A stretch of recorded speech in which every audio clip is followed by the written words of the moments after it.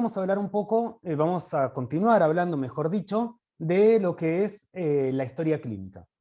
El tema que vamos a ver el día de hoy es fundamentalmente trabajar en base al modelo de historia clínica que en la cátedra le brindamos. Vamos a ir hablándolo, vamos a ir viéndolo paso a paso, y cada parte vamos a ir hablando, detallando de cómo ir completando este modelo de historia clínica. A modo de introducción, el modelo de historia clínica que se armó, que nosotros les presentamos a ustedes, es como dije anteriormente, es un modelo de historia clínica pedagógico, ¿bien? No es un modelo de historia clínica que uno pueda llegar a utilizar en la práctica diaria, ¿ok?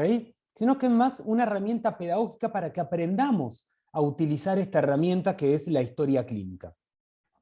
Como ya habrán leído en el Argente Álvarez, la historia clínica del paciente internado versus la historia clínica del paciente ambulatorio es completamente distinta. ¿Bien? Hay cosas que obviamente tienen en común, que es lo que hablamos la clase pasada, de la estructura general de la historia clínica, pero el abordaje al paciente y por lo tanto la información que nosotros vamos a transmitir en esa historia clínica va a ser distinta.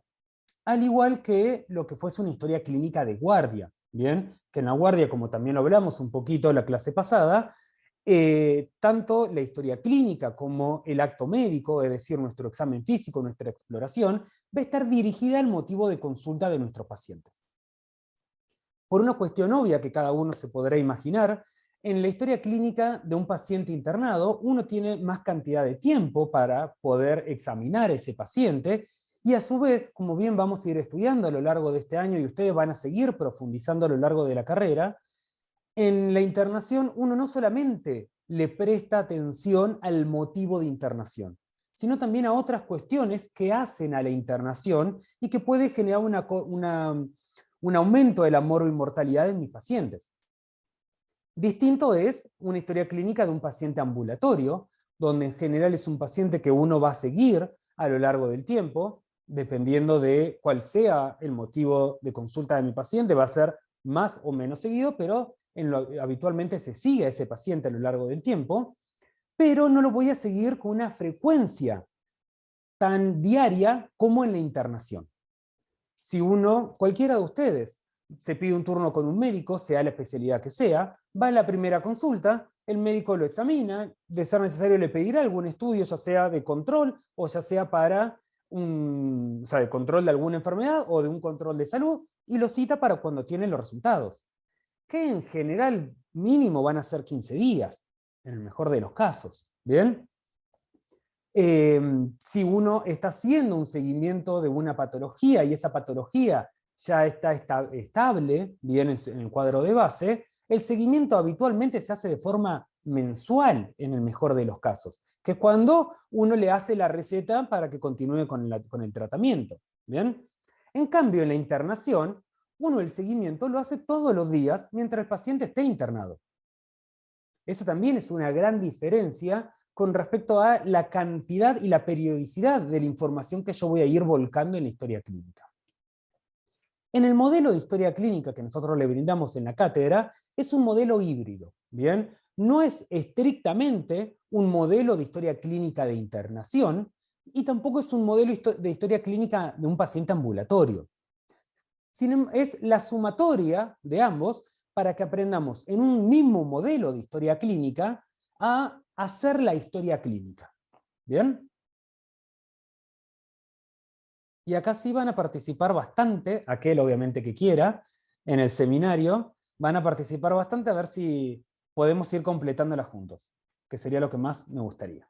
Bien, este es el modelo de historia clínica que ya lo tienen publicado de la semana pasada en el aula virtual. Bien, lo ideal sería que tengan una copia impresa y que lo lleven a los trabajos prácticos, dado que no ahora, instantáneamente, pero sí cuando ya vayamos avanzando en la exploración de los distintos sistemas, al comienzo respiratorio, luego cardiovascular, digestivo y sistema nervioso.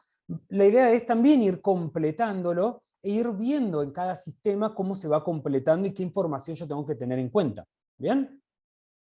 Sin embargo, más allá del sistema, la historia clínica siempre comienza con los datos filiatorios de nuestros pacientes. habíamos hablado un poco la clase pasada, que comienza con algo identificatorio de ese paciente, que es el número o el nombre de la historia clínica. En general se utiliza un número, no se utiliza el nombre del paciente, porque hoy en día Mateo es un nombre bastante frecuente, Segura no es un apellido muy frecuente, pero tampoco es un apellido muy raro. Entonces puede haber que dé la casualidad que haya otro Mateo Segura. Entonces ahí sería difícil poder identificar a quién le pertenece esa historia clínica. En cambio, si yo lo identifico por el número de DNI, por ejemplo, es un número que va a ser único, o el número de pasaporte, ¿bien? Entonces, por eso, en líneas generales, la historia clínica se identifica con un número, ¿bien? Seguimos con el apellido y nombre, y acá sí lo importante es apellido y nombre completo de nuestro paciente. Muchas veces aquellos que tienen segundos nombres, o que tienen segundos, terceros, cuartos apellidos, utilizan el primer nombre y el primer apellido, o si no les gusta el primer nombre, utilizan otro, ¿bien? Acá lo importante es ponerlo completo, tal y como figura en el documento de nuestros pacientes. ¿Bien? La fecha de nacimiento, la edad del paciente, que esto también va a ser algo controvertido en las historias clínicas de papel. ¿Por qué? Porque la edad tendría que ser algo que se actualice anualmente. ¿Bien? Por eso es importante no únicamente poner la edad del paciente. ¿Ok? Porque si no, siempre yo voy a tener un paciente de 16 años y quizás esa no sea la realidad. El género de mi paciente, y acá lo que faltaría quizás completar, es también el sexo de mi paciente, que esto es algo que tenemos que tener en consideración, la diferencia entre sexo y género. El sexo es de nacimiento, y el género es cómo se siente identificado mi paciente, que puede coincidir como puede que no. ¿Bien? Y esto es algo que le preguntamos a nuestros pacientes. ¿Ok? Por eso también es importante, de vuelta, como hablé un poquito la clase pasada, con la parte legal de la historia clínica, yo hablo de Argentina, bien, porque es el único país donde más o menos conozco la legislación vigente, bien. No me voy a poner a hablar de legislaciones de otros países porque desconozco completamente. En nuestro país, uno puede hacer el cambio de DNI, donde puede acceder al cambio de género, bien, y a su vez al cambio de nombre en el cual se puede identificar esa persona. Entonces también esto es importante porque hay veces que este trámite no se realiza, que la persona se identifica con un género, pero en el nombre, en el DNI, figura otro nombre. Y acá es una gran cuestión de cómo lo pongo, el nombre y apellido. Por eso lo que yo dije antes, el nombre y apellido se pone tal y como figura en el documento. Si esa persona se identifica con otro nombre, está muy bueno ponerlo, ¿bien? Pero en todo caso lo ponemos entre paréntesis, posterior ponemos nombre y apellido, Mateo Segura, y entre paréntesis, María Segura, ¿bien? Sexo masculino, género femenino. ¿Se entiende? Y cuando yo me refiero a mi paciente, me voy a referir como María, que es el nombre con el que esa persona se identifica. ¿Ok? El estado civil del paciente. ¿Por qué es importante completarlo? A ver, ¿quién se imagina?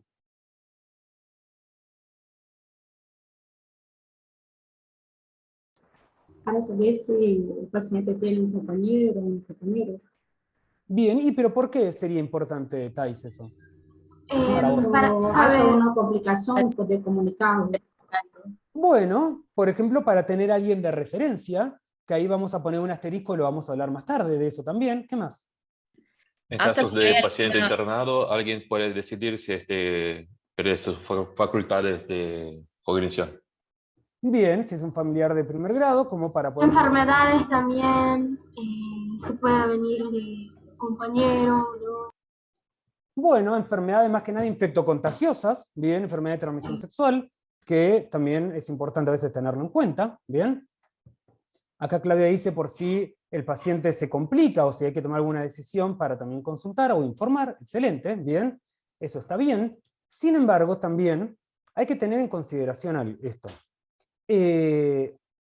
Las personas que pueden decidir sobre la salud de un paciente, esto lo van a ver más adelante en medicina legal, obviamente, hay un orden ya establecido de quién puede decidir. ¿Bien? Porque mi estado civil puede ser juntado, no estoy casado, no hice unión civil ni nada por el estilo, y esa persona, por más que sea quien me haya acompañado toda mi vida, bien, o quien me está acompañando en estos momentos, legalmente no tiene la facultad para decidir, la van a tener mis padres. ¿Bien? Distinto si yo ya hice un trámite convivencial o si me casé o una unión civil. ¿Ok? Entonces esto también es importante tenerlo en cuenta. Y a su vez es importante tener en cuenta de esto que ponemos teléfono familiar, que en general lo van a encontrar como teléfono familiar o teléfono de referencia.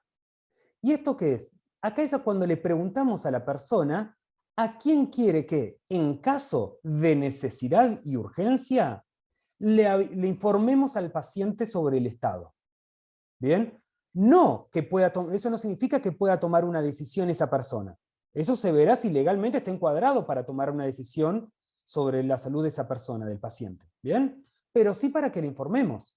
Porque yo puedo decidir, por ejemplo, que le informen a mi pareja, pero que no le informen a mis padres. ¿Bien? Y nosotros como médicos tenemos algo que hablamos la semana pasada, que es el principio de confidencialidad. ¿Ok? Entonces, yo tengo que estar autorizado por mi paciente a quién le voy a informar sobre el paciente, si es que el paciente desea que le informe a alguien. Esto es importante, aclararlo en la historia clínica. ¿Bien?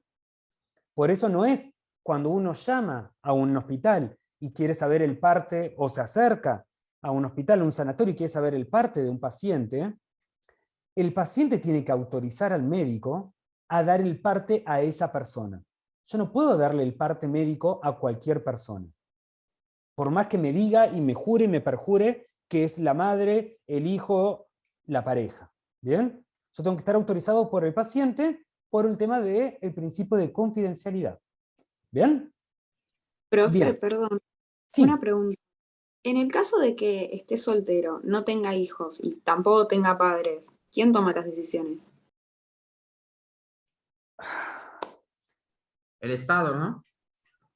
Muy buena pregunta, no vi quién me la hizo, creo que Agustina. Y la respuesta que dijo Kai es la que a primera instancia más se acerca, que en realidad no es el Estado, ¿bien? Sino es un comité de ética. ¿Ok? Se forma un comité de ética en el cual se toma una decisión. Siempre y cuando esa decisión no sea de urgencia. Vamos a poner otro ejemplo. Yo no sé el estado civil de mi paciente, no sé nada de mi paciente. Pasa un auto a toda velocidad, abre la puerta y me tira un paciente con 15 tiros en la puerta de guardia. Nos reímos, pero es algo bastante habitual, desgraciadamente. ¿Bien? No tiene documento, no tiene nada ese paciente. Yo no sé ni siquiera cómo se llama, no sé la edad, no sé dónde vive, no sé quiénes son sus familiares, no nada, pero yo sé que por lo que yo sé de medicina, ese paciente está en riesgo su vida y tiene que ir a una cirugía. ¿Bien? Y si ese paciente no está en condiciones de firmar el consentimiento informado para ir a la cirugía, ¿quién lo firma? En esos casos, lo van a estudiar más adelante en medicina legal eso, ¿bien? Lo firma el equipo que va a tratar a ese paciente. Justifica de que esté en riesgo la vida de ese paciente y ante estar imposibilitados de poder tener el consentimiento informado por el paciente, por el estado en que se encuentra describiendo, obviamente, el examen físico neurológico de cómo se encuentra ese paciente, ¿bien? Y el estado clínico de ese paciente y hemodinámico, se toma la decisión. Y en líneas generales lo firman por lo menos 2 médicos. ¿Por qué? Porque no puedo llamar a un comité de ética del hospital a que venga, se junten, evaluemos la historia clínica del paciente para tomar la determinación. Porque hasta que se haga todo eso, el paciente puede haber obitado, puede haber muerto. ¿Bien? Entonces, depende mucho de la situación quién va a tomar la decisión.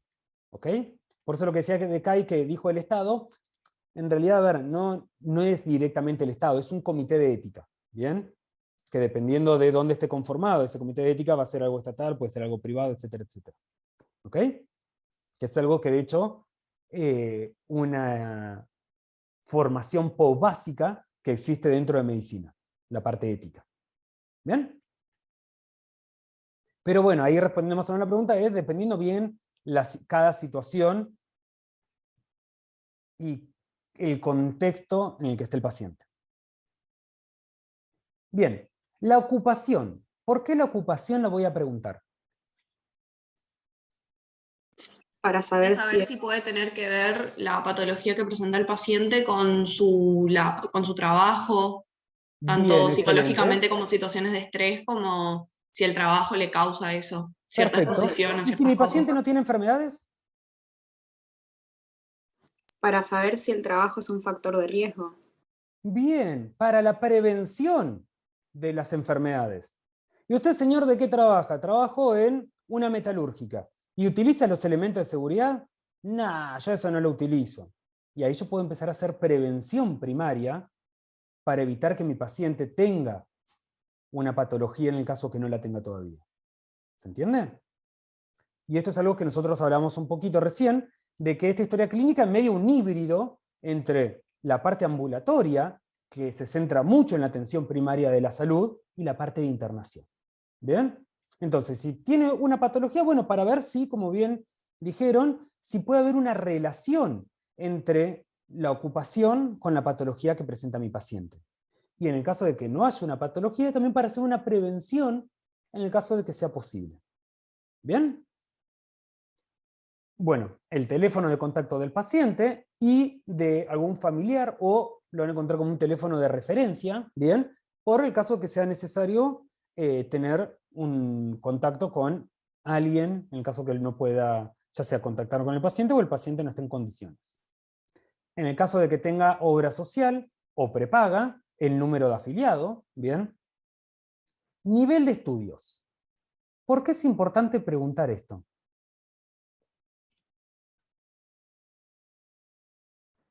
Para tener en cuenta las explicaciones y cómo las debe hacer con el paciente. Se sabe leer, se va a entender bien una Bien, receta. bien, perfecto. Bien, pero ahí yo también podría poner, ¿sabe leer y escribir? Para ver si entiende o no la receta o no, porque, a ver, que sea universitario no quiere decir que tenga todas las luces y todos los patitos en fila. Yo soy universitario y no tengo todas las luces y todos los patitos, así que no necesariamente me va a implicar eso. O que no haya terminado la primaria no quiere decir que no sepa leer o escribir o no sepa interpretar lo que le estoy diciendo. ¿Bien?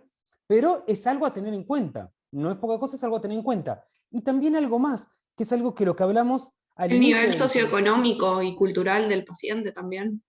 Sí, ¿no? Bien, porque socioeconómico, yo soy médico y mi nivel socioeconómico no. Cultural, en todo caso. El nivel Bueno, cultural. podría estar por ahí, bien, pero algo más también. Algo más. El nivel de estudio está total relacionado con el estado de salud de la persona. No necesariamente tampoco, bien, no necesariamente, pero hay algo de la historia clínica que nosotros hablamos, que la historia clínica es un documento médico, es un documento legal y es un documento que también. Humano. De investigación de datos. Humano, bien, científico y estadístico, de investigación. Entonces, yo también es un dato que me puede llegar a servir porque yo estoy viendo una patología determinada y estoy estudiando y estoy haciendo un trabajo, bien, de campo de una patología determinada. Y teniendo estos datos, puedo ver si existe alguna asociación entre determinada patología con el nivel de estudio o no, como una hipótesis de investigación. ¿Se entiende? Entonces también me puede llegar a servir ese dato para ver de determinadas patologías si existe una asociación o no. Bien, acá sería motivo de internación o motivo de consulta, bien, dependiendo obviamente si estoy en una internación o si estoy en un consultorio. ¿Qué característica tenía que tener el motivo de consulta o el motivo de internación? ¿Quién se acuerda? Sería como un título de la historia, ¿no? Bien, Sí. algo breve, conciso, Sintético. sintético, excelente, excelente, pero que tenía que ser fidedigno a lo que el paciente, por lo que el paciente venía. Claro, ¿bien? hay que usar términos médicos, ¿no? En el caso de que sea posible, sí. Si no es posible, lo pongo entrecomillado. ¿Bien? Si yo puedo traducirlo, ese motivo de consulta a una terminología médica, y esa traducción es fidedigna, la voy a traducir. Si no, tranquilamente lo puedo poner como me lo refiere el paciente. ¿Bien? Pero tiene que ser algo sintético. ¿Por qué vino, señor? Por esto. ¿Bien? Enfermedad actual. ¿Qué sería la enfermedad actual? Con lo que se presenta al paciente al motivo de consulta o de internación. ¿Y qué característica tiene? Tenemos que hacer un desarrollo cronológico de la enfermedad actual del paciente también. Bien, era donde yo hacía el desarrollo cronológico, no de la enfermedad actual, del motivo de consulta o el motivo de internación. ¿Se entiende? Como al inicio yo puse solamente las características de por qué vino el paciente, el ejemplo que habíamos hablado la semana pasada, si mal no recuerdo, era que un paciente que venía por un dolor de cabeza de varias semanas de evolución. Entonces yo como motivo de consulta ponía cefalea de varias semanas de evolución, de 2 semanas de evolución, de 3 semanas, lo que fuese. Y en enfermedad actual, hacía el desarrollo de ese motivo de consulta. El paciente que refería que había iniciado aproximadamente hace 3 semanas, que con un analgésico convencional cedía, y ahí voy desarrollando todo lo relacionado al motivo de internación o de consulta. ¿Bien? Y en antecedente de enfermedad actual, ¿qué era lo que ponía? Son los antecedentes relacionados. ¿A qué? El motivo de Motivo de consulta. consulta. Bien, los antecedentes relacionados directamente, ¿bien?, al motivo de consulta. En el caso de que existan. O tranquilamente podía poner paciente refiere múltiples consultas por guardia, por distintas especialidades, por este tema. ¿Bien?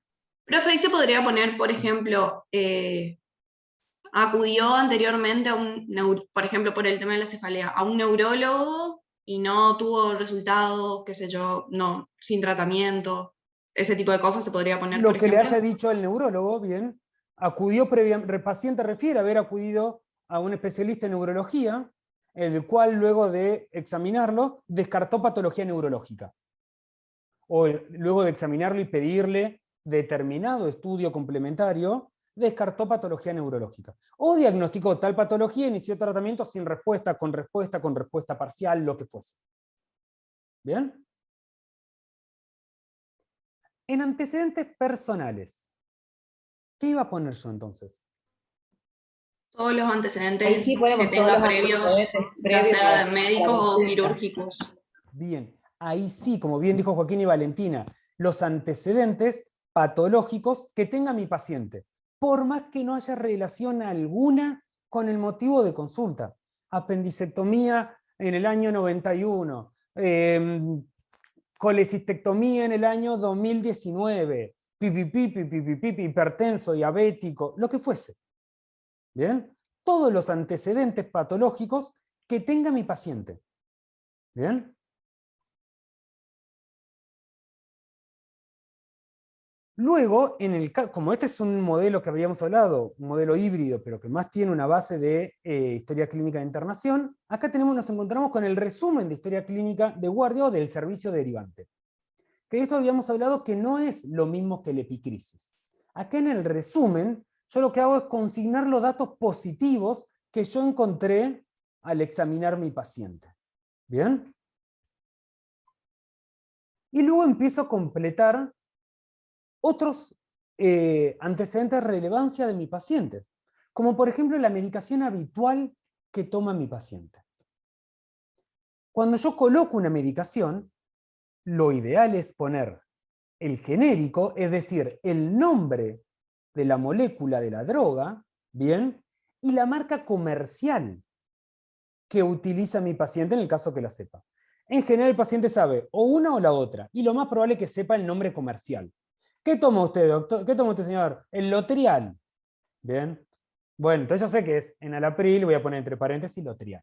Bien. ¿Y cuánto toma? No, compro el de 10, pero la mitad. Ah, ¿y esa mitad una sola vez al día o 2 veces? No, a la mañana y a la noche.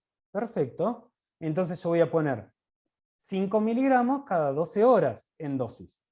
Horario, 8 y 20 horas. y observaciones en el caso que merezca alguna observación.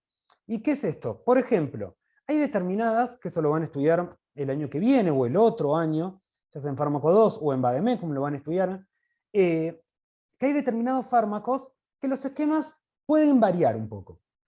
A veces se utiliza con la levotiroxina para el hipotiroidismo, a veces con algunos anticoagulantes, ¿bien? Donde toma determinada dosis, X cantidad de días, y luego otra dosis, ¿bien? O lo hace de forma intercalada, o cada X cantidad de días tiene un par de días de descanso de la medicación, etcétera, etcétera. Entonces, si yo tengo que aclarar algo, voy a poner observaciones. O también, si el paciente, yo le digo, y señor, y cuénteme, ¿esa pastillita para la presión la toma bien todos los días, a toda hora? Sí, sí, sí, en general sí, más o menos, en verdad, cuando me acuerdo, doctor. ¿Bien? Entonces ahí en observaciones yo voy a poner mala adherencia al tratamiento. Bien, es decir, el paciente sí toma una medicación, pero no tiene una buena adherencia, es decir, no lo está siguiendo de forma regular. ¿Bien? Entonces, todos los datos que merezcan, si no hay nada, no pongo absolutamente nada. ¿Bien? Hago una línea que estoy tachando, una línea recta, y listo. ¿Bien? Y así toda la medicación habitual. Habitual. No, porque yo cuando me duele la espalda me tomo un ibuprofeno, doctor. ¿Y cada cuánto lo toma? No, cuando me duele la espalda, una vez cada 3 meses. Listo, no es algo habitual. ¿Bien? Es medicación habitual que tome mi paciente. Y acá algo que ustedes también van a estudiar, y con la práctica cada vez lo van a saber más, es indagar bien, que esto lo hablamos un poquito en la técnica de interrogatorio, de cuando uno habla de medicación no necesariamente está hablando de un tratamiento por una patología. Si yo tomo una medicación por una cuestión estética, para la caída del pelo, para el acné, para tener la piel más brillante, para O los adictos también, ¿no, profe? ¿Cómo? O algún adicto también, para saber si es adicto a alguna medicación de salud, para salud mental. Hay gente que toma por tomar también. Bueno, Rivotril, después esas cosas veremos así. si tiene indicación o no, si tiene un seguimiento o no. El paciente, muy bien Felipe, esto, el rivotril, el clonazepam que toma la gente a la noche para tomar y que después un problema sacárselo. Y señor, ¿usted hace cuánto que lo toma? 20 años, doctor. ¿Y tiene un médico que le hace el seguimiento? No, no, en la farmacia yo voy y lo compro. Entonces voy a poner en observaciones sin seguimiento por especialidad. Porque, ojo, quizás que hace 20 años que lo toma, pero se lo indicó un neurólogo que le hace el seguimiento, o un psiquiatra que le hace el seguimiento, y ve que el paciente tiene determinada característica que por algo se lo da. ¿Bien? Entonces, por eso no siempre prejuzguemos, preguntemos si tiene un seguimiento o no. Después verá el médico que le hace el seguimiento por qué se lo indica y si tiene realmente un criterio o no. ¿Bien? Pero en una primera instancia, no porque lo toma hace 20 años, es una adicción o un abuso. Preguntémoslo. ¿Bien? Pero muy bien la aclaración de Felipe. Pero lo que yo iba también es de que muchas veces se toma como uno cuando hace tratamientos, ya sea para la caída del pelo o acné, cosas como que no son medicaciones habituales por más que lo tome todos los días, porque es algo estético, no es por una enfermedad. Sin embargo, es algo que yo estoy tomando, que mi paciente está tomando, que puede potencialmente tener interacciones farmacológicas, que puede potencialmente, ¿bien? Generar un efecto no deseado, que puede potencialmente generar millones de cosas. Entonces es importante aclararlo. Toda medicación. Los anticonceptivos. ¿Tomás anticonceptivos? Sí, bueno, ¿qué anticonceptivos? ¿Qué drogas tiene? ¿Qué marca? ¿Bien? Antecedentes heredofamiliares. Acá yo voy a empezar a especificar todos los antecedentes familiares de mi paciente. Si tiene padres vivos, ¿bien? ¿Y cuántos? Si tiene uno o dos, ¿bien? Y si falleció uno o los dos, especificar la causa y la edad que tenía el padre o la madre cuando falleció. Y esto es muy importante, principalmente en lo neurológico y en lo cardiovascular, como van a estudiar a partir del año que viene en medicina interna. ¿Bien? Una muerte prematura por un infarto agudo de miocardio. ¿Bien? Eso hace que, si fallece antes de los 50, si tuvo un infarto antes de los 50 años, de que tenga un componente hereditario quizás en mi paciente, yo tenga que empezar a hacer una atención primaria en la salud de ese paciente. Bien, por Si eso es alguno de los importante. padres tuvo Alzheimer, por ejemplo. Bueno, Alzheimer, que tiene un gran componente también hereditario, Parkinson, bien. Entonces ahí vamos a estudiar después, más adelante, las patologías cuáles tienen un componente hereditario y cuáles no, bien. Pero siempre está bueno preguntarle de qué falleció, bien, si obviamente el paciente lo sabe, si no lo sabe, se pone que no lo sabe, bien, y a qué edad falleció. Porque no es lo mismo que me diga, no, falleció de un infarto, ¿y a qué edad? Y a los 92 años. No es lo mismo que me diga eso que me diga que falleció el padre a los 45 o la madre a los 45 años. ¿Bien? Si tiene hermanos vivos, ¿cuántos? Y si alguno falleció, y ahí lo mismo, especificar la causa y la edad, para ver también si esa enfermedad tiene un componente genético o no por lo que falleció. Si me dicen, no, falleció en un accidente de tránsito, listo. No hay algo que sea hereditario, pero está bueno siempre colocarlo. Hijos, si tiene vivos, si tiene fallecidos, ¿bien? Y lo mismo, la causa y la edad. Si hay antecedentes familiares de diabetes, de hipertensión, de embarazo gemelar y de otras enfermedades. ¿Por qué ponemos esas y después ponemos otras? Porque estas son las de mayor frecuencia y mayor incidencia, ¿bien? Pero hay millones de enfermedades con un componente hereditario. Por eso ponemos otras y que el paciente en todo caso nos especifique si hay alguna enfermedad en la familia o que nos diga qué enfermedades hay en la familia y nosotros iremos viendo si eso tiene un componente genético hereditario o no. ¿Bien? Profe, tengo una pregunta. En el caso de que, por ejemplo, tenga hijos vivos o no, por ejemplo, si en fallecidos tiene que justificar y poner no, o directamente no se completa y queda vacío la casilla. La historia clínica, muy buena pregunta, Lina. La historia clínica nunca tiene que quedar vacía. Porque acuérdense, la máxima que hablamos, lo que no está escrito, no está hecho, excelente. Lo que no está escrito, no está hecho. Si yo lo dejo vacío, se interpreta como que nunca lo pregunté. Ok, perfecto. ¿Bien? Entonces, hijos vivos refiere no tener hijos. O hijos vivos, 0, fallecidos, 0. Listo. No tiene hijos. ¿Bien? O, como dije antes, pongo una línea recta. No es un manchón, no es que tacho, sino una línea recta que me dice que no hay respuesta ante eso, ¿bien? O es 0 y 0. ¿Ok? Perfecto, gracias. Por ejemplo, si en estado civil es soltero, vas a poner soltero, no vas a poner nada, o sea, dejar vacío. Pongo soltero, exacto. Casado, en pareja, conviviendo, unión civil, lo que me diga el paciente. Viudo. ¿Bien? Bien. Luego voy a los antecedentes ya personales de mi paciente. Y esto hablamos un poquito ya anteriormente. Preguntarle el lugar de nacimiento. No me acuerdo a quién había usado de ejemplo, creo que a Felipe también. Pero alguien había utilizado yo de ejemplo que le pregunté, ¿dónde viví? Sí, en Palermo. ¿Y dónde nació? Ahí en Brasil, creo que era en el sur de Brasil que me habían dicho por ahí. Entonces, bueno, a ver, el lugar de nacimiento no siempre coincide con el lugar de residencia actual. Entonces, preguntar el lugar de nacimiento de mi paciente. Preguntarle si sabe si tuvo alguna enfermedad durante su infancia. ¿Bien? Y ahí también a veces es muy importante que el paciente tenga, ¿bien?, esa información. ¿Qué pasaría si viene Joaquina, que justo la tengo ahí en pantalla, viene Joaquina a la consulta, consultorio, no estamos en internación, le hago esta pregunta y me dice, la verdad que no tengo ni idea de eso, doctor. Sí, qué sé yo, debo haber tenido, no sé, rubiola, varicela, sarampión. No, pero ni idea. La verdad que no tengo idea, doctor. ¿Qué hago con eso?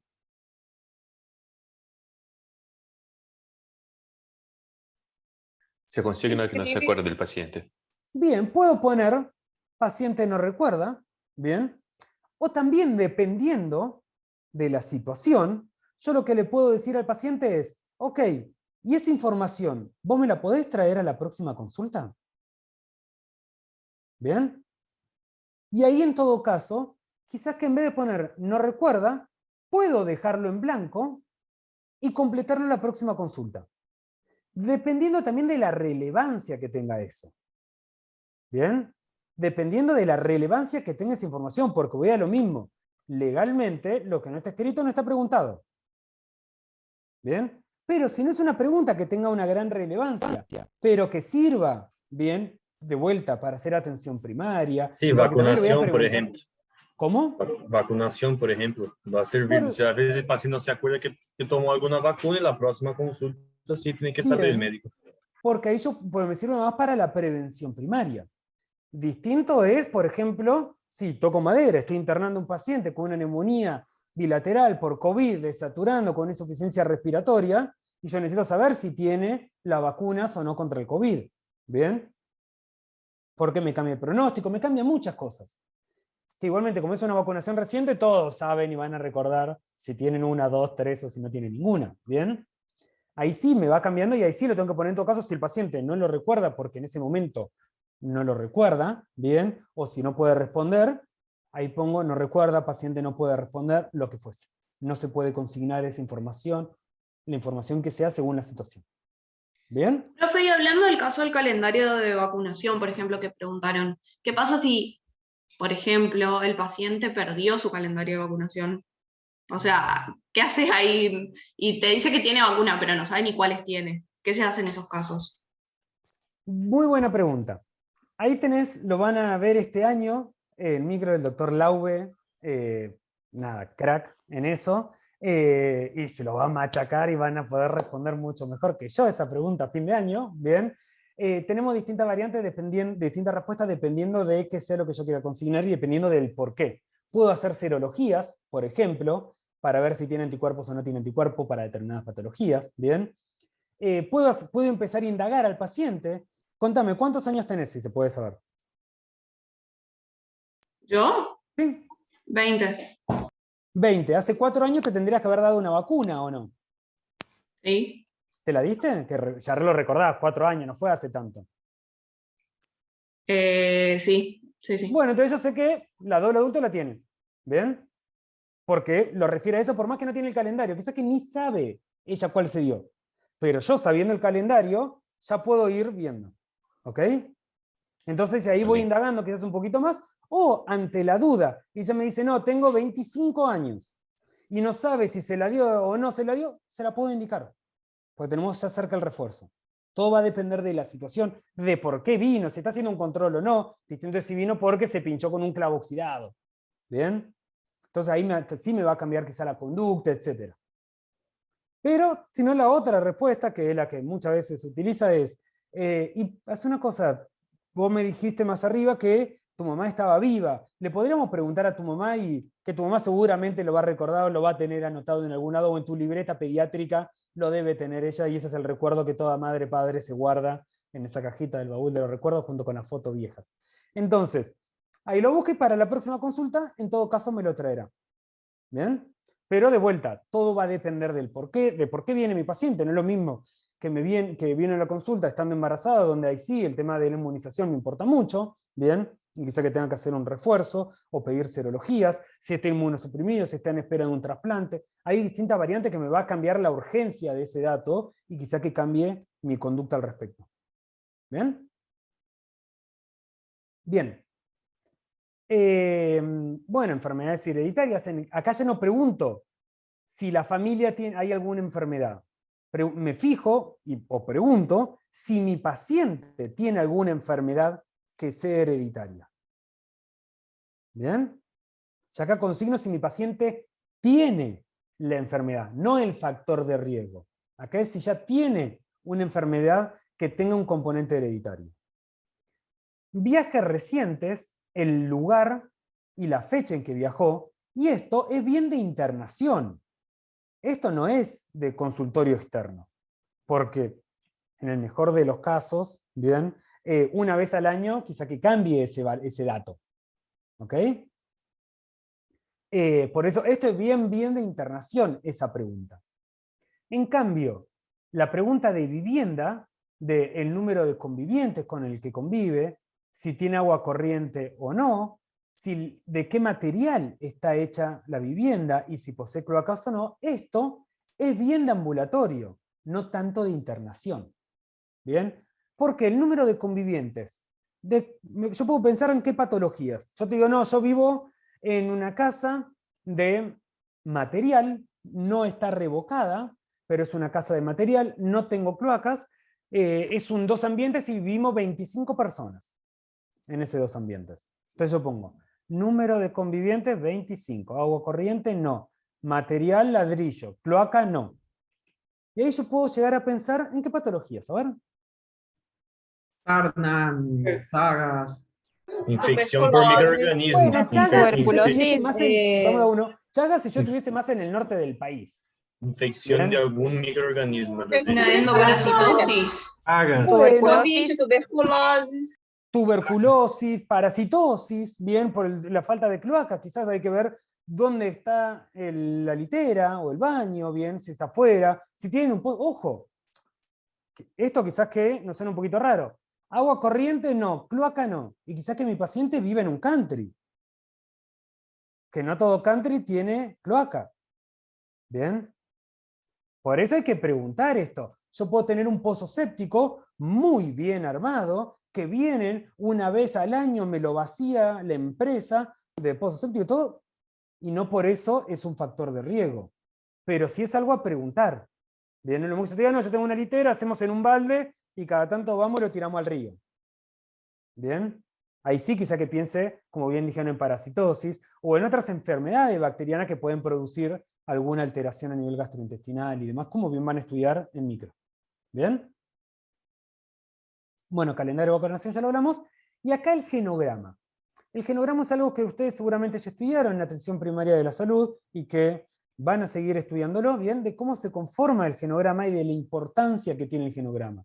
¿Por qué? Porque es algo que rápidamente, ¿bien? Mediante un sistema de cuadrados, rectángulos y círculos, me da información sobre cómo está compuesta la familia de mi paciente. ¿Bien? Eso no vamos a detenernos acá porque no es algo de semiología, sino más de atención primaria de la salud, que de vuelta, esto del genograma no es de internación, es bien de consultorio. ¿Bien? Luego ya pasamos a los antecedentes gineco-obstétricos. Y acá va a depender. Si no corresponde porque mi paciente es de sexo masculino, hago una cruz en no corresponde. Y el resto lo dejo en blanco. No lo completo porque no corresponde porque no hay antecedentes gineco-obstétricos. En cambio, si lo hay, ahí voy a empezar a completar. ¿Qué significa FUM? F-U-M. Fecha de última menstruación. Excelente.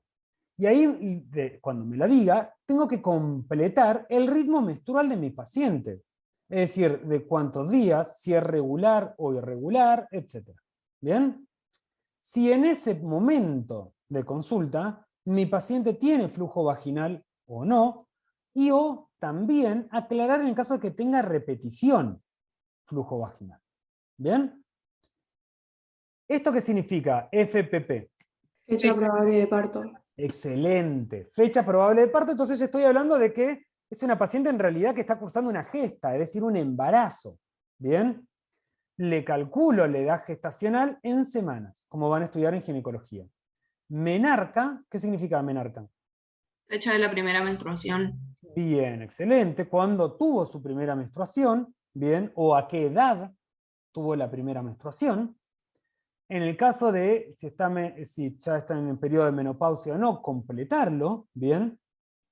Gestas, que quiere decir cuántos embarazos tuvo, y de esos embarazos cuántos partos tuvo, cuántas cesáreas tuvo, y cuántos abortos tuvo.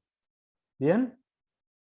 Una persona puede tener 3 gestas, 2 partos, una cesárea, 0 abortos, por ejemplo, o un parto, una cesárea, un aborto, o lo que fuese. Eso se lo voy a ir indagando, ¿bien? Pero en los números, la sumatoria de los números que yo pongo acá, la sumatoria de esos números tiene que ser igual a la sumatoria de gestas. ¿Bien? Si usa algún método anticonceptivo, bien, en el caso de utilizarlo, ¿cuál? Especificando, y hace cuánto tiempo lo utiliza o lo tiene colocado, en el caso del DIU, en el caso de los implantes subcutáneos, etc. ¿Bien? Importantísimo, fecha de último control ginecológico. ¿Bien? Fecha de último control ginecológico, y o u obstétrico en el caso que esté cursando un embarazo. ¿Bien? Y también especificar cirugías ginecológicas en el caso que haya tenido. Van a ver que hay información acá que es un poco redundante en la historia clínica, porque anticoncepción lo habíamos preguntado también antes, bien, en la parte de medicación habitual. Pero como le dije anteriormente, ahí únicamente iba a consignar si eran anticonceptivos orales. Si no eran orales, no lo iba a poner en medicación habitual. ¿Bien? Sin embargo, también le había preguntado si tenía hijos o no anteriormente. ¿Pero por qué? Porque también la idea de la historia clínica es que haya datos redundantes antes de que se pierdan los datos. Porque quizás que yo estoy pensando en un diagnóstico de mi paciente que sea ginecológico y quiero ir a ver y quizás que vaya a la parte ginecológica directamente. ¿Bien? Entonces por eso también hay datos que son redundantes y que siempre se completan por más que ya estén anteriormente consignados. ¿Bien? Pero, Sí, doctor, Simón. aquí Todo se... tipo, un segundito, Jardín. Todo tipo de aborto. No importa si es espontáneo, si fue un ILE, si fue abortos. ¿Bien? En el caso, muchas veces también se preguntan si fueron abortos espontáneos o demás, pensando también en enfermedades que pueda llegar a tener el paciente que le provoquen esos abortos.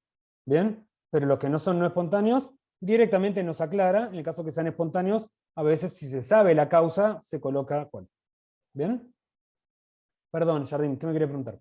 Sí, era que si aquí se pone en caso de un DIU, antes no se usaba porque es una medicación, claro que no. Pero aquí, en el anticonceptivo, se menciona si es un DIU. Sí, anticonceptivos, sí. En general, ¿Cuál? ok. DIU. Y ahí van a estudiar más adelante en ginecología que hay distintos tipos de DIU. ¿Bien? No son todos iguales, algunos con hormona, otros sin hormona, etcétera, etcétera. ¿Bien? Y ahí es lo importante. ¿Y hace cuánto que lo tenés puesto? ¿Bien? ¿Y cuándo fue el último control que te hiciste de ese DIU? Que hiciste controles, etcétera, etcétera, etcétera. ¿Bien? Acá en anticonceptivos, yo voy a poner el anticonceptivo. Si utiliza alguno, voy a colocar cuál es. ¿Bien? Tranquilamente, anticonceptivo, sí, ¿cuál? Preservativo, que en realidad es un método de barrera. Pero es el que utiliza mi paciente como anticoncepción. ¿Bien? Acá voy a aclarar el que mi paciente refiere que utilice. ¿Ok? Profe, y en el tiempo ahí, ¿el tiempo que toma o tiempo que puso el DIU o tiempo que tiene el chip? No Dependiendo, sé, lo que sea. claro, El tiempo que empezó a tomar, por ejemplo. ¿hace cuánto me dice no? Porque yo estoy tomando Ok. tal anticonceptivo, era, no sé, Yaminel. Perfecto. ¿Y hace cuánto que lo está tomando? 15 años. Entonces, anticoncepción oral, pongo la droga, nombre comercial, tiempo, hace 15 años. ¿Bien? No, tengo el implante transdérmico, el chip que le dicen en la sociedad. ¿Y hace cuánto lo tenés? 2 años. Tiempo, año 2020, implantado. ¿Bien? Voy a ir aclarando según el método anticonceptivo que utilice. Si utiliza un método de barrera, no voy a aclarar el tiempo.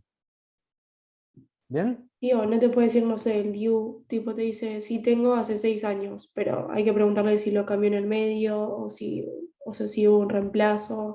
Bien. Sí, me dicen hubo un Porque, reemplazo hace 2 años. Entonces no lo tiene hace 6 años. Lo tiene hace 2 a este. En líneas generales no ponemos hace 2 años. Pongo en qué año. ¿Bien? Porque quizá que yo la historia clínica la lea 2 años de más adelante. Entonces por eso ponemos año. Entonces tiempo desde 2019. ok, o sea, ponele, se puso un DIU, pongo 2019 porque fue el año en que se lo puso. No ponemos 2 años como de antigüedad. Exacto. ¿Por qué? Porque si vos lees la historia clínica en el año 2024, ya no tiene 2 años, ya tiene 4. ¿Se entiende? Sí, Es lo que por eso hablábamos un pregunté poquito también. Sí. con respecto a lo de la edad. Que yo pregunto la fecha de nacimiento, pero también en ese caso la edad de un paciente porque lo estoy completando en este momento. ¿Bien? Pero la fecha de nacimiento yo la pongo porque la edad es algo que se tendría que ir actualizando. Por eso en líneas generales van a leer eso en las historias clínicas, que salvo en el motivo de consulta o el motivo de internación, ponemos hace 3 semanas, de 5 semanas de evolución, de 2 meses, de 48 horas, ¿bien? Pero en el resto utilizamos años o mes y año, ¿bien? Que es Porque como es algo que va pasando el tiempo, yo no sé cuándo voy a ir a buscar ese dato. ¿Bien? Que igualmente, en muchos lugares, a ver, esto es una historia clínica de vuelta, general. Un servicio de ginecología, chicos, tiene 2 hojas, mínimo, de la historia clínica de antecedentes ginecobstétricos. ¿Bien?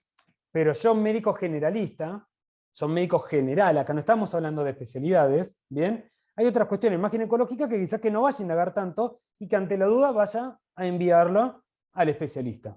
¿Bien? ¿Hace cuánto que tenés el DIU? 15 años, doctor. ¿Y te hiciste algún control? Nunca. Bien.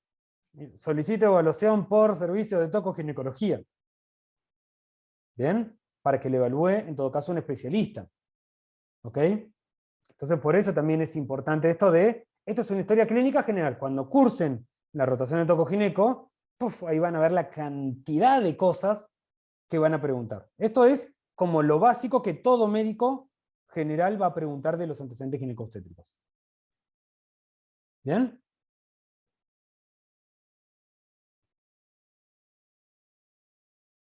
Bien. Hábitos tóxicos. Si mi paciente consume alcohol, bien, en el caso de que consuma, la cantidad que consume al día y años desde el inicio, bien. Es decir, acá se puede interpretar de distintas formas. Lo más habitual es poner año de inicio. ¿Bien? ¿En qué año, voy a lo mismo, en qué año inició mi paciente a consumir alcohol? ¿Ok? No es lo mismo que haya empezado de los 7 años, que haya empezado de los 16 años, que haya empezado de los 23 años. ¿Bien? Por eso en general no ponemos años desde el inicio, 3 años, no. Sino en qué año, voy a lo mismo, en qué año inició o a qué edad tenía el paciente. ¿A qué edad tenía? Yo iba a preguntar eso. ¿A qué edad lo más tenía? habitual en los hábitos tóxicos es que pongamos la edad del paciente al inicio.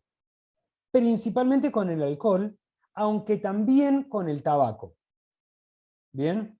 Y si hubo periodos que el paciente no consumió, ahí ponemos edad de inicio, lo aclaramos, acá al costadito lo escribo, edad de inicio 14 años.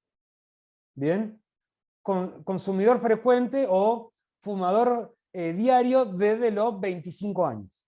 Porque quizás que fumó la primera vez a los 13 años, pero fumó un cigarrillo, 2 cigarrillos, fumó un mes, fumaba cuando salía a bailar una vez al mes, ¿bien? Pero después, de forma habitual, que empezó a fumar a los 23 años. Entonces ahí en realidad no fuma desde los 13 años, fuma desde los 23. Voy a lo mismo, esto no es algo... ¿cómo sería? Algo que rígido la historia clínica, bien, al completar. Es algo que yo lo voy a ir adaptando paciente a paciente. Bien, y hay pacientes que quizás con este espacio para drogas no me alcance. Bien, acá sería drogas de abuso, bien, o drogas recreativas, no drogas por un tratamiento, ¿ok? Profe, si por ejemplo fumó y dejó, también se pone que no habitual, no ahora, pero los años que sí fumó, por ejemplo. Exacto. Entonces acá le pongo tabaco, no. Y acá, claro, ex tabaquista, porque actualmente no fuma. Bien. Ex tabaquista, y hago el cálculo de índice PAC-IR, que eso lo van a leer bien en la parte de respiratorio. Bien, lo vamos a hablar igualmente. Bien, el cálculo de paquetes años que tuvo mi paciente, que eso me va a dar información a mí sobre el riesgo de ese tabaco, de ese hábito. ¿Bien? Pero por eso lo voy adaptando paciente a paciente a esto. No todos los pacientes van a tener los mismos hábitos tóxicos o en determinada situación la misma situación. ¿Bien? Entonces por eso yo puedo escribir, por eso acá se pone de vuelta como un espacio de lo más habitual. ¿Bien? Pero si tengo que escribir otra cosa, puedo ir escribiendo alrededor, abajo, no hay ningún drama. Lo que sea necesario. ¿Bien? Y voy a lo mismo. Es preferible siempre en la historia clínica que esté la información consignada. ¿Bien? Con la palabra como le salga. Paciente refiere que fumó desde los 13 hasta los 21 años y nunca más. Y lo escribo así y está perfecto. Si no puedo traducirlo en lenguaje médico, o en ese momento estoy tan cansado que no me sale traducirlo, lo pongo de esa forma y ya queda consignado. Y yo lo leo, yo médico digo, mira, este paciente es un tabaquista, fumó X cantidad de años, punto. ¿Bien? Y está consignado médicamente, legalmente. ¿Ok? Historia clínica es bastante plástica en ese sentido, bastante moldeable. Bien. Luego pasamos a los hábitos fisiológicos. Hago una aclaración. Cuando digo luego, me refiero en este modelo de historia clínica. ¿Bien? Perdón que sea tan reiterativo, pero de vuelta. Hay cientos de miles de millones de modelos de historia clínica, no todos tienen el mismo orden. ¿Bien? En este modelo de historia clínica luego tenemos los hábitos fisiológicos. Dieta habitual. Acá yo voy a preguntarle a mi paciente qué come habitualmente. ¿Bien? Si es vegano, si es vegetariano, si come de todo, tiene una dieta variable, si tiene una dieta hiperproteica, bien, porque va al gimnasio, o una dieta hiposódica, porque es hipertenso, bien, una dieta con bajo índice glucémico, porque es diabético, bien, la dieta habitual de mi paciente. Y esto también una aclaración importante, la dieta habitual de mi paciente. Pero señor, ¿usted es hipertenso? No, sí, yo trato de comer con poca sal. Y habitualmente le pongo sal. Listo, la dieta es una dieta variable, no es una dieta hiposódica. Porque él hace el intento, pero no lo cumple. ¿Bien? Acá es, ¿qué come habitualmente mi paciente? ¿Bien? Y en el caso que tengo una restricción, está bueno aclararlo por qué. Dieta hiperproteica indicada por nutricionistas para aumento de masa muscular. ¿Bien? O dieta hiperproteica autoimpuesta por el paciente por cuestiones de aumento de masa muscular. Que él porque dijo que quiero tener más masa muscular, voy al gimnasio, hago una dieta hiperproteica. ¿Bien? Ahora bien, a pesar de la dieta, yo tengo que preguntarle sobre cómo está el apetito de mi paciente. ¿Bien? Porque son cosas distintas. La dieta, cuando uno habla de dieta es, ¿qué come habitualmente mi paciente? Ahora bien, y vos contame, ¿tenés hambre? ¿Sos de comer mucho? ¿Sos de comer poco? ¿Bien? ¿En qué momento comes mucho? ¿Ante qué situaciones empezás a comer menos? Sus hábitos alimentarios, sus horarios más o menos. Excelente. La cantidad de comidas en Excelente. el día. Y ahí voy Si hace todas las pensando comidas. algo que ya leímos, en teoría, que son los hábitos nutricionales y cómo yo lo voy a estudiar los hábitos nutricionales de mi paciente, pensando en las anorexias, pensando en las bulimias. ¿Bien? Normal significa, sí, no, doctor, yo la verdad que almuerzo, ceno, sí, llego al almuerzo con un hambre, no es que me muero de hambre, pero sí, llego con hambre, a la cena con hambre, sí, suelo merendar, más o menos, pero suelo merendar, ¿bien? Anorexia es, ¿qué es la anorexia? Falta de apetito.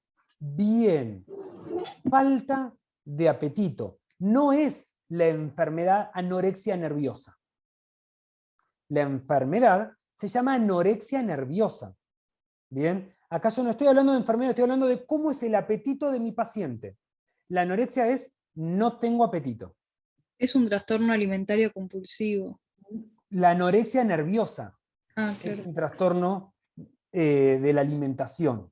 ¿Bien? Cuando uno habla de anorexia sola, está hablando de falta de apetito. Y esto es importante también, ¿por qué? Porque si yo, por ejemplo, algo que vamos a estudiar mucho más adelante, el segundo semestre, si mi paciente presenta un abdomen agudo quirúrgico, mi paciente va a referir a anorexia. ¿Bien? Si yo tengo una apendicitis, voy a tener anorexia, no voy a tener ganas de comer, no voy a tener hambre. En ese momento, eso no quiere decir que yo tenga una anorexia nerviosa, sino que en ese momento refiero a anorexia, a pesar de tener habitualmente un apetito normal. Por eso no confundamos anorexia con la enfermedad o el trastorno anorexia nerviosa. En realidad es un trastorno, ¿bien? Con el trastorno anorexia nerviosa. ¿Ok? Hipoorexia es, tengo un descenso del apetito en comparación a cómo era mi apetito habitualmente. Y la verdad, doctor, que últimamente no tengo nada de hambre. O tengo muy poca hambre. ¿Cómo? Porque algo de hambre tengo, pero no tengo el hambre que tenía antes. ¿Bien? Hiperorexia es lo contrario. Tengo más apetito de lo que tenía habitualmente. ¿Bien? Y por eso la pregunta de abajo también está en relación un poco con el apetito, pero también con la dieta. Y es si hubo un cambio de peso, ¿bien? Y en el caso de que lo hubo, ¿cómo fue? Bien, es decir, qué cantidad y en qué tiempo. ¿Por qué? Porque acá yo puedo tener distintas cosas. Dieta habitual variada, bien, completa. Apetito, hiperorexia. Cambio de peso, sí. Descenso de 20 kilos en 15 días. En un mes. De peso de 15 kilos en un mes. Pero me preocupa porque estoy comiendo más que lo que comía habitualmente. Y estoy Puede comiendo hacer lo pensar mismo. de una diabetes tipo 1, por ejemplo. Bien, excelente. Excelente. Bien. Entonces fijémonos que ahí también yo tengo que preguntarlo. Bien. O puede ser que yo esté con una anorexia, bien, y que también tenga un descenso de peso y que haya hecho un cambio en mi dieta habitual. Y ahí quizás que pueda pensar, dependiendo también de otras características, en algún trastorno alimenticio. ¿Bien? Fundamentalmente la anorexia nerviosa. Entonces, fijémonos que puede haber distintas conjugaciones. Ojo, quizás que mi paciente tenga una dieta habitual, el apetito, perdón, con una hiporexia o una anorexia con un descenso de peso marcado, pero porque mi paciente empezó un tratamiento de quimioterapia. ¿Bien? Y como consecuencia de la quimio, está con el descenso de peso y está con la anorexia. Trastorno endocrino también, O algún hipotiroidismo, trastorno endocrino que también hipertiroidismo. tendría otra configuración. ¿Bien? Por eso es importante esto de ir analizándolo, primero los signos, y luego, mucho más adelante, tengo el espacio para pensar los diagnósticos presuntivos. Acá estoy siendo objetivo. Contame, ¿qué comes habitualmente? De todo, súper variado. Fruta, verdura, sí, carnes también. Genial. ¿Cómo es tu apetito? No, almuerzo, ceno, desayuno, merienda, perfecto. ¿Cambiaste de peso? Sí, aumenté 5 kilos en un mes. Bajé 15 kilos en un mes. No, la verdad que siempre me mantengo en el mismo rango. Perfecto. No estoy pensando en ningún diagnóstico. Ya voy a tener tiempo. Porque para pensar en mi diagnóstico presuntivo no es solamente esto. También voy a ir sumando otros signos de sintomatología. ¿Bien? Dipsia. ¿Qué es la dipsia? ¿Es la sed? Sede. La sed, sí. Excelente. ¿Cuánto toma de agua? Estoy hablando de la sed, que es la necesidad de ingerir líquido. ¿Bien? La polidipsia, por ejemplo, es cuando tengo un aumento de la necesidad de tomar líquido. ¿Bien? Que es algo, también el ejemplo que hablaban anteriormente, por ejemplo con la diabetes, lo puedo llegar a ver. Entonces fíjense cómo voy sumando tantitos. Mi paciente tiene una dieta habitual, ¿bien? Pero está con hiperorexia y tiene un descenso de peso y está con polidipsia. Ya voy sumando más para allá. Pero también tengo otros diagnósticos diferenciales que vamos a ir estudiando mucho más adelante. ¿Bien? Y ahí se anotaría la cantidad de litros de agua que toma por día aproximadamente, si el paciente sabe eso, si el paciente lleva un Excelente. control o la cantidad de vasos. Que eso era lo que iba ahora. No solamente voy a colocar acá, ¿bien? Si tiene sed y cómo son las características de esa sed, sino también tengo, no es debo, tengo que consignar cuánto líquido toma. Y acá también es algo muy importante. ¿Cuánto toma de agua? No, doctor, no sabe. 5 termos de agua al día me tomo. ¿Termo de qué? ¿Mate? Sí, sí, todo el día estoy tomando mate. ¿Y agua pura? Ah, no, un vaso al día. Cuidado, porque el mate también aumenta, es un diurético, leve, pero un diurético al fin, ¿bien? Y al tener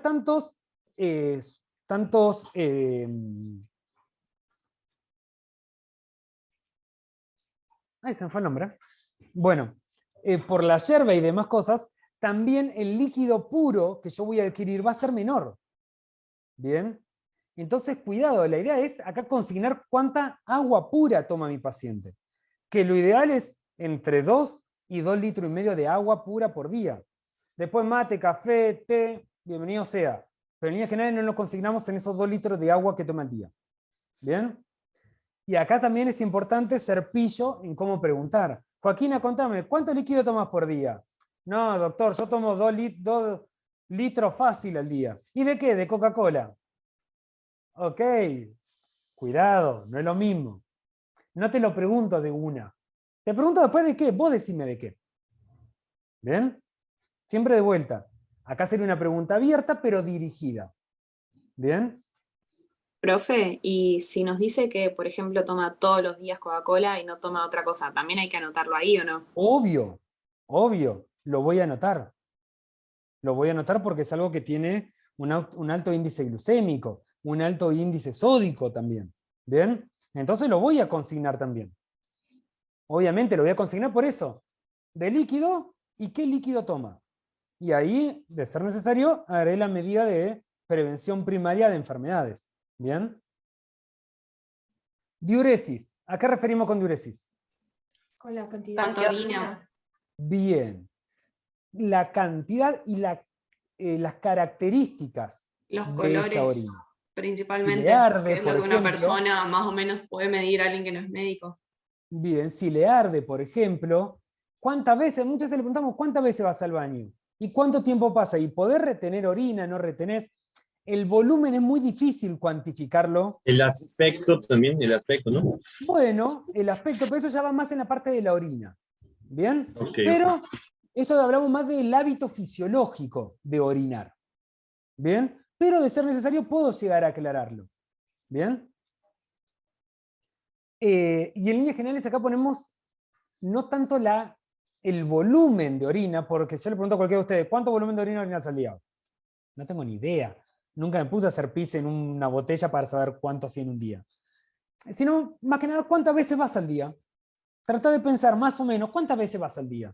2, 3, y vas con la vejiga llena que te reventás o nada, no, doctor, cuando tengo ganas voy, iré 5 veces más o menos, dependiendo cuánta agua haya tomado, cómo fue mi día, cuánto mate, cuánta cerveza, lo que fuese. ¿Bien? Catarsis. ¿Qué es catarsis? Que ir al baño a hacer materia ¿Cómo? De uno, a ver.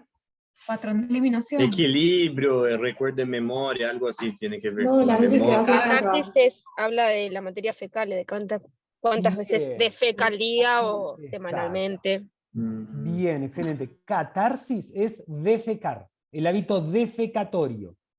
Bien. De hecho, coloquialmente, bien, en la sociedad decimos, no, me tengo que juntar con Felipe para hacer catarsis, porque la verdad que no soporto más cursar semiología, bien. Y es, en verdad, hacer catarsis porque pues, estoy largando todo de adentro. Bien, por eso se le dice también hacer catarsis. Bien, largo lo que está adentro mío. Pero cuando hablamos en medicina de catarsis, no es de cuántas veces se junta con su grupo de amigos a hablar mal de la tóxica o el tóxico, sino que el hábito defecatorio de mi paciente. ¿Bien? Y acá lo mismo, consignar cuántas veces defeca al día, las características de esa materia fecal. Y de vuelta, no voy a hablar de volumen porque espero que nadie sepa el volumen defecatorio personal. ¿Bien? En niños Pero ahí sí. se podría preguntar, por ejemplo, si, o sea, si suele tener episodios diarreicos seguidos, Bien, o porque más o menos está cuántas dentro veces a de la su semana va al hábito y dentro baño. de las características. Excelente, Joaquina. ¿Y cómo? Por eso, contame, ¿cuántas veces vas al baño a hacer caca? Y más o menos iré una vez al día, doctor. ¿Y cómo es? No, normal.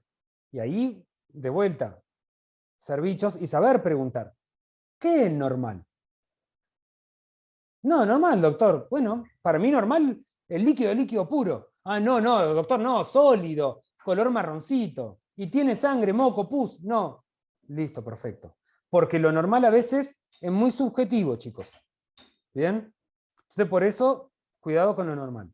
Van a estudiar, acá voy a lo mismo, esto es algo muy general, de que si estuviésemos en pediatría, o en neonatología, mejor dicho, ahí sí tendríamos que consignar el volumen. Por eso se pesan los pañales. ¿Bien? Pero eso lo dejamos para más adelante cuando estén cursando pediatría y neonatología. ¿Bien? Somnia. ¿Qué es la somnia? Calidad del sueño. Cantidad y calidad del sueño. ¿Bien? Es decir, ¿cuántas horas al día dormís? Y si esas horas que vos dormís ¿son reparadoras o no? ¿Cómo lo pregunto esto? Y cuando te levantás cansado o sentiste que descansaste?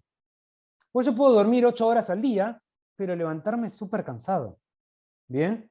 Y ahí en todo caso empezar a indagar un poquito más al respecto. ¿Y por qué? Y no, la verdad, doctor, porque me despierto 15 veces durante la noche.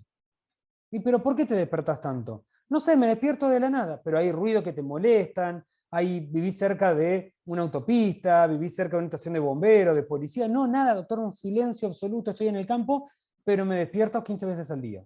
Y entonces, a la noche, perdón. Y ahí entonces estoy hablando quizás de un insomnio. Estudiarán más adelante, en psiquiatría, que hay distintos tipos de insomnio.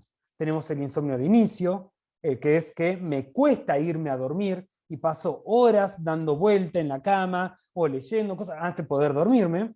El insomnio de mantenimiento, que es me voy a dormir, pero una vez que estoy durmiendo me empiezo a despertar muchas veces sin un evento desencadenante externo que me provoque despertar. ¿Bien?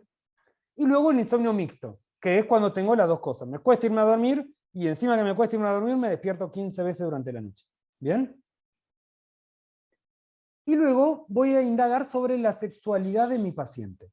Y acá sobre la sexualidad hago una aclaración. No voy a indagar sobre gustos sexuales de mi paciente. ¿Bien? Sino sobre como un hábito sexual de mi paciente.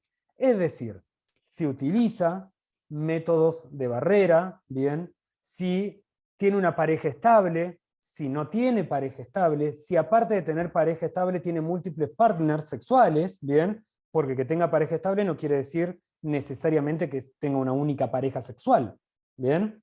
Entonces eso también indagarlo al respecto. Si tiene múltiples parejas sexuales, ¿se cuida con esas parejas sexuales mediante un método de barrera? ¿Bien? Y todo esto pensando también en enfermedades de transmisiones sexuales. Y ¿La acá frecuencia también? ¿La frecuencia de qué? De la De las relaciones sexuales. Dependiendo, y ahí lo voy a indagar dependiendo que sea el motivo de consulta. ¿Bien? Dependiendo que sea el motivo de consulta. En lo general, no. No pregunto la frecuencia que tenga de relaciones sexuales. Si mi paciente, en cambio, me viene por un trastorno de la libido, si mi paciente me viene por un trastorno de la eyaculación, un trastorno de la fertilidad, un trastorno que ahí sí quizá que tenga que empezar a indagar mucho más. ¿Bien? Pero si no, acá estamos hablando más que nada de lo general de la sexualidad. ¿Bien? Y de vuelta, más como una cuestión de prevención de enfermedades que de otra cosa. ¿Bien? Bien, y acá ya empezamos con la parte patológica, en el cual voy a ir interrogando por apartados y por sistemas. Empezamos con la parte de infecciones, donde voy a colocar si mi paciente tiene o tuvo Chagas, sífilis, tuberculosis, hepatitis B, hepatitis C, HIV, y siempre acá luego aclararé, bien, en el caso de haberlo tenido o de tenerlo activo, lo voy a ir aclarando. Por más que ya lo puse arriba en los antecedentes patológicos. ¿Bien? Pero muchas veces pasa de que el paciente, cuando el mundo tiene alguna enfermedad que sepa, no, señor. ¿Y alguna enfermedad importante que haya tenido una vez? No, nunca. Y cuando le pregunté directamente, ¿y Chagas? Ah, sí, doctor, de hecho tengo el corazón agrandado. ¿Bien? Por eso también muchas veces repreguntamos a nuestros pacientes. ¿Bien?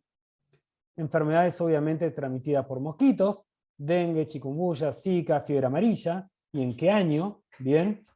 En el caso de haberlo tenido, si realizó algún tratamiento, y en el caso de haber realizado el tratamiento, ¿cuál?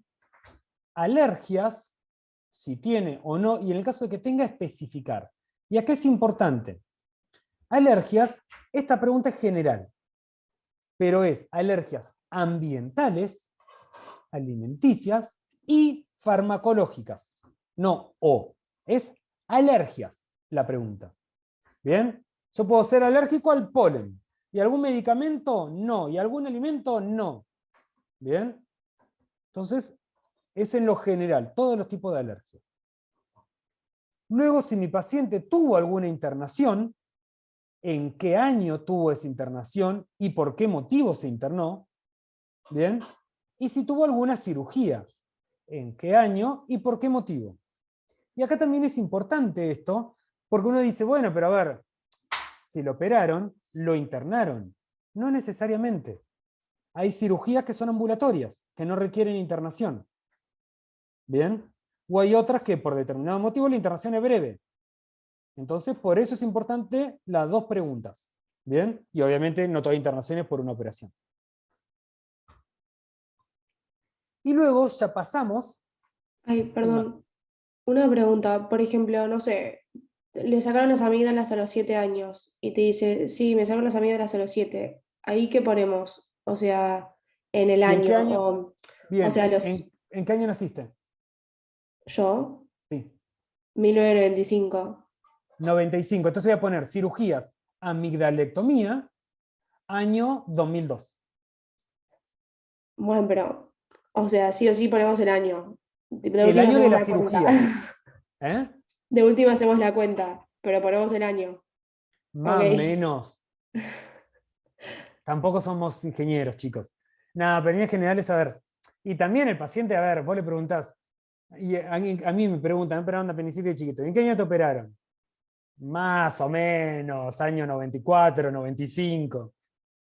Bien, no fue una cirugía reciente, ya tengo mis añitos encima, entonces nada, a ver, no es algo que me va a cambiar eso de un año más, un año menos. Si lo puedo consignar de forma fehaciente, genial. Si no es el aproximado. ¿Bien? Y ahí el motivo a poner también, porque motivo en el caso que el paciente sepa. Me sacaban las amígdalas a los 7 años, ¿y por qué? No sé, mi mamá me dijo que siempre decía que me sacaban las amígdalas. Bueno, no sabe. Entonces pongo, paciente desconoce motivo. Lo escribo. ¿Bien? Ujú.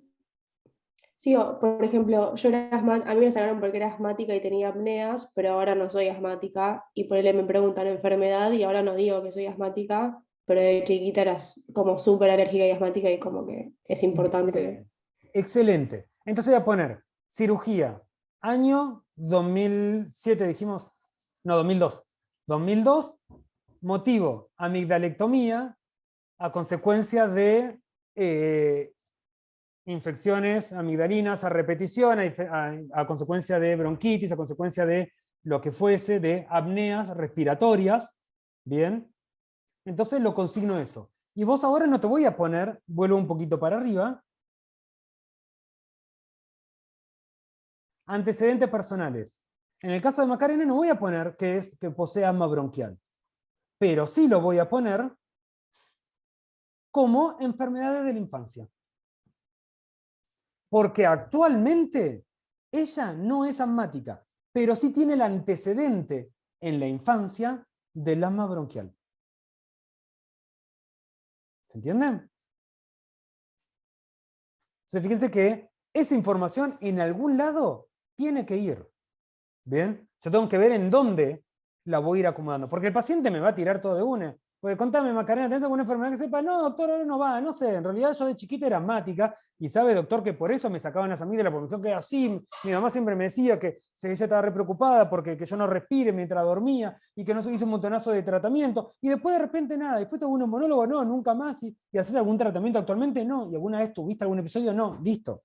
Yo ya sé que no es asmática bronquial. ¿Bien? Pero que tuvo esa enfermedad de la infancia. Entonces, y si eso te dice al final de la consulta, vos te vas de vuelta para la parte de antecedentes y, o sea, por eso es tan dinámica, porque van según las preguntas y demás. Totalmente. Y de hecho esto no es, chicos, que vos te sentás con la historia clínica frente al paciente y empezás, bueno, a ver Macarena, empecemos. Uno va conversando con el paciente, ¿bien? Y en líneas generales va anotando y va y viene, va y viene, y va y viene, y después también volvés a repetir, me faltó esto, contame, ¿vos tenés la vacuna puesta? Por este antecedente que vos tuviste en tu infancia, ¿te vacunaron contra la neumonía? ¿Y actualmente tenés la vacuna de la neumonía, Macarena? ¿Y te está dando la vacuna de la gripe? ¿Bien? No, como tenemos ese antecedente, como para pensarlo, estaría bueno. Fumá, Macarena, mirá, con ese antecedente no estaría bueno que fume, Macarena. ¿Vos estarías dispuesta a iniciar un tratamiento? Pensalo, no me lo respondes ahora, pero pensá para dejar de fumar, lo vamos a ir charlando, ahí tenemos muchas formas para que deje de fumar sin que lo sufra, y ahí empieza a hacer ya la atención primaria también. ¿Bien? Claro, e intentar que la conversación del paciente, el paciente se sienta en confianza de contar ciertas cosas que capaz que en otra manera podría tener cierto pudor de contarlas. Exacto. Y esto, por eso la técnica del interrogatorio, chicos, es algo fluido. Y es algo que quizás que vos lo completaste, lo tachaste, bien, de que no tiene ninguna enfermedad, y te viene a la próxima consulta, doctor, ¿sabe que le conté esto a mi mamá, que me vino a hacer el chequeo? Y mi mamá me dijo, ¿le contaste que de chiquita te operaron de apéndice? Y yo ni me acordaba. Y bueno, nada, escribo, la consulta paciente refiere, y voy a ese apartado y pongo cirugía, apendicectomía. Bien, ¿y en qué año? Ah, no sé, le pregunto para la próxima, doctor. Bueno, y ahí también voy completándolo. Bien. Cuando hacemos de vuelta, eso ya sería bien de consultorio, ambulatorio y en el seguimiento de un paciente. ¿Bien? Por eso también todo lo de la historia va cambiando y esos son los distintos modelos de historia clínica que hablábamos al inicio y que hablamos en la clase pasada. Y luego acá empieza bien la parte pedagógica que habíamos hablado de la historia clínica, donde van a ver que por cada sistema preguntarle determinados signos o síntomas de mi paciente y determinadas enfermedades frecuentes. Por ejemplo, si en la parte respiratoria, que ya empezaron con la parte en los seminarios teóricos presenciales, si tiene tos, expectoraciones con esa tos, hemóptisis, si tiene antecedente de asma, de POC u otra enfermedad pulmonar, y las características, las observaciones de eso. ¿Bien?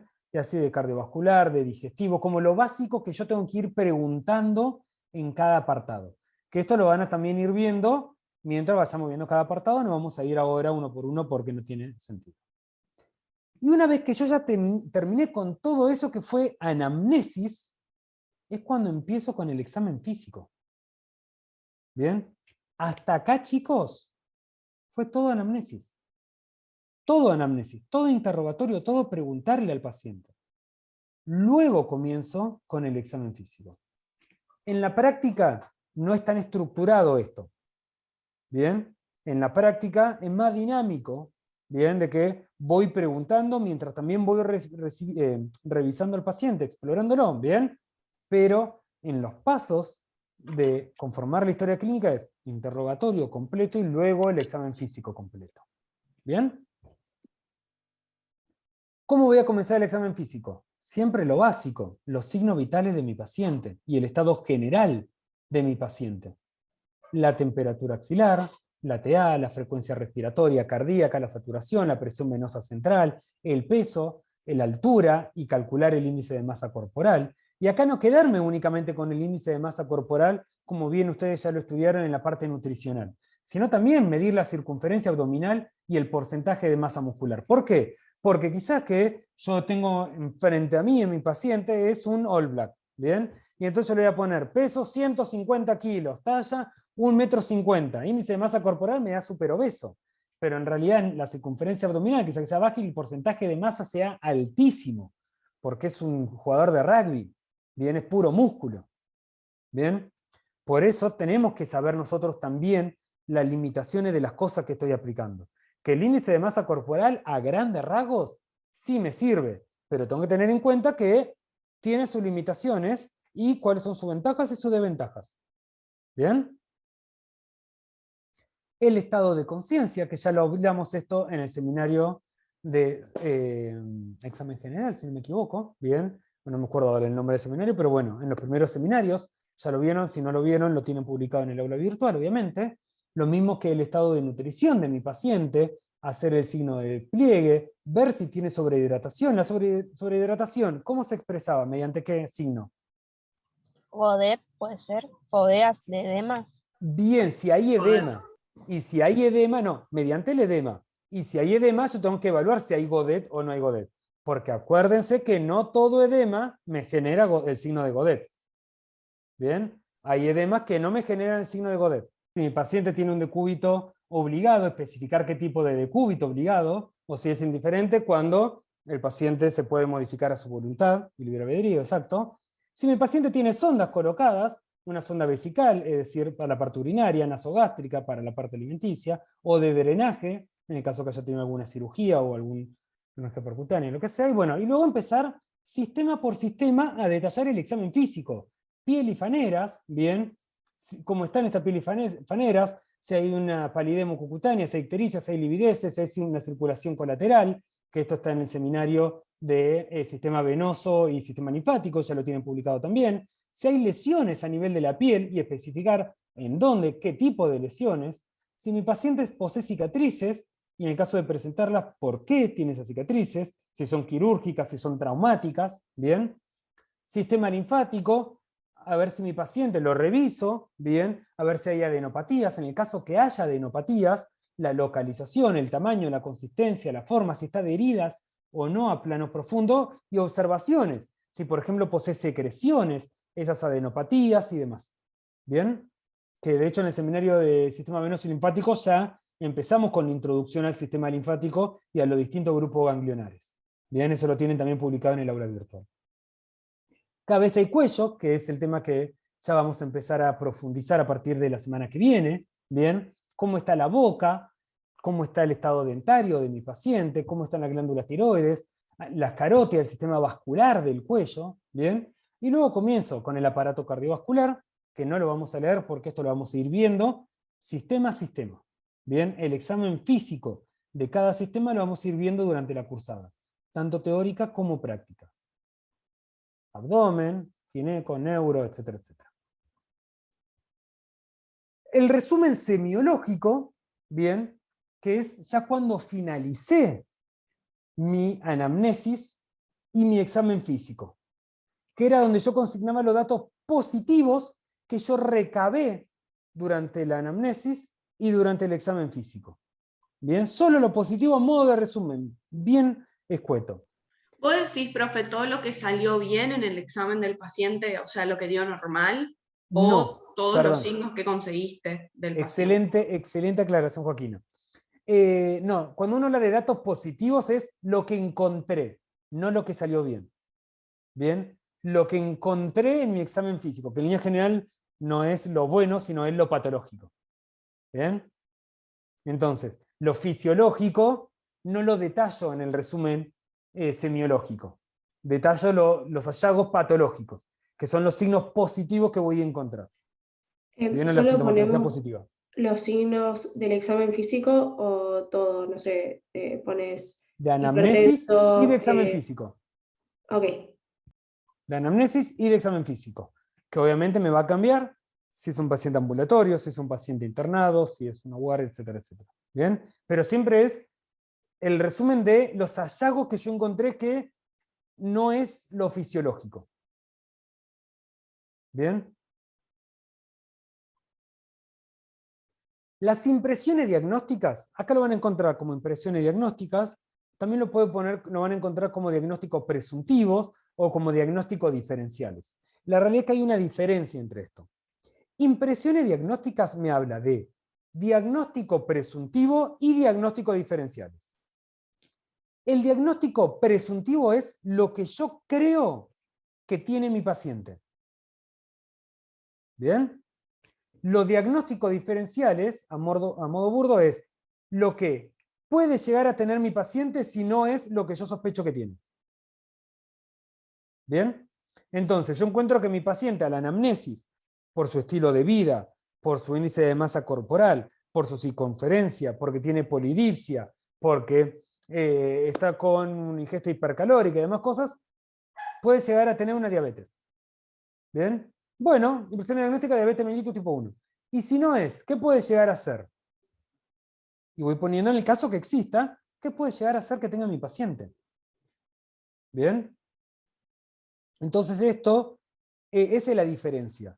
Si lo encuentran solamente como diagnóstico presuntivo, está bueno igualmente que uno ponga como primer diagnóstico lo que uno supone que tiene más chances de ser, ¿bien?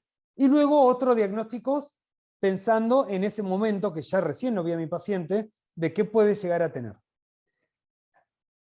Esto parece muy difícil hoy en día. El día de mañana van a ver que es muy difícil que piensen en una sola patología.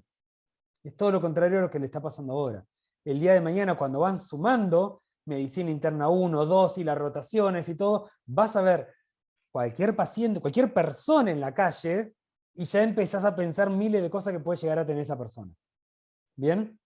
Ahora que parece tan difícil, el día de mañana lo difícil va a ser acotarlo y poner pocas cosas ahí. ¿Bien?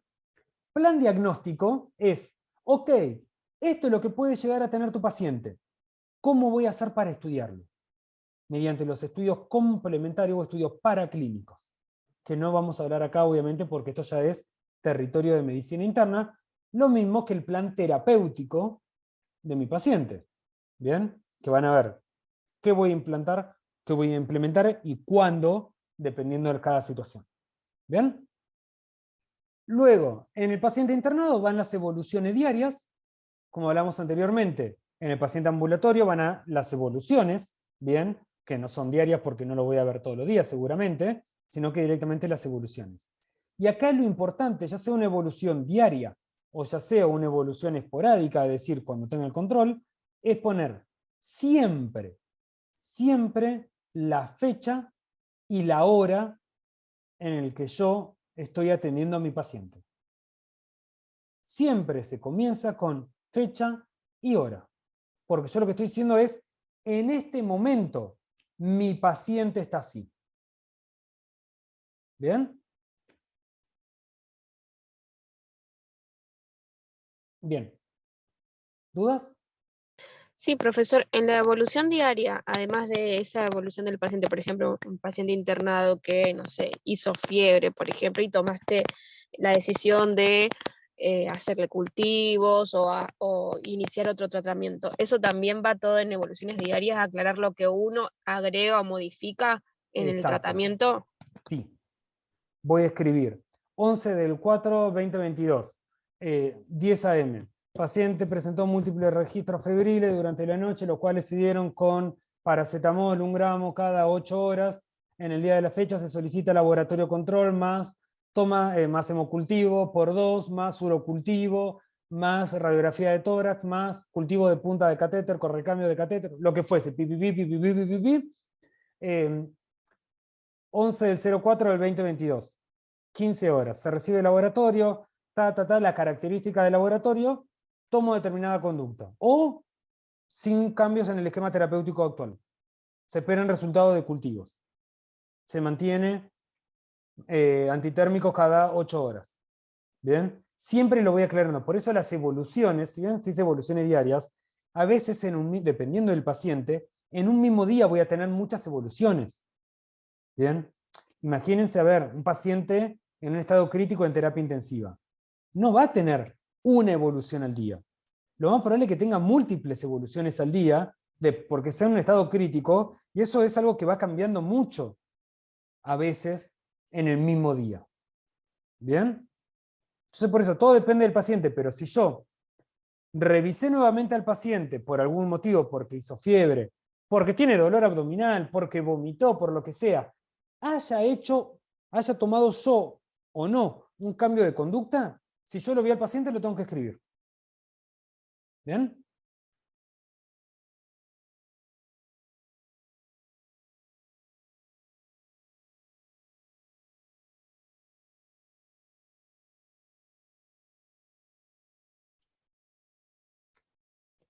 Carlos, a ver, sí, siempre, a ver, en verdad, de vuelta, acá va a cambiar un poco si es en internación o es en ambulatorio. Si fuese una internación, yo voy a poner, se recibe comunicación de enfermería debido al paciente que presenta dolor abdominal, el examen físico, solicito laboratorio. Y luego cuando recibo el laboratorio, lo escribo. Si yo no lo pedí al laboratorio, lo pidió Macarena, bien, lo pidió el laboratorio, pero yo recibo el laboratorio y ahora estoy yo a cargo de ese paciente, no importa, yo voy a transcribir que recibí ese laboratorio. Y si tomo una conducta o no en base a ese laboratorio y en base a cómo está el paciente en ese momento. ¿Bien? Si fuese un paciente de consultorios externos, yo lo vi, vino por un control de salud o un control de su enfermedad, yo le pedí un estudio complementario, al próximo control que me venga con los resultados del laboratorio, del estudio de imagen que sea, lo que sea, lo mismo voy a poner fecha y hora, paciente concurre con los resultados de los estudios complementarios solicitados, transcribo los valores de los estudios complementarios, del laboratorio, de la imagen o de lo que sea, lo transcribo, que quede también ahí en la historia clínica. ¿Bien? Y si tomo alguna conducta en base a eso.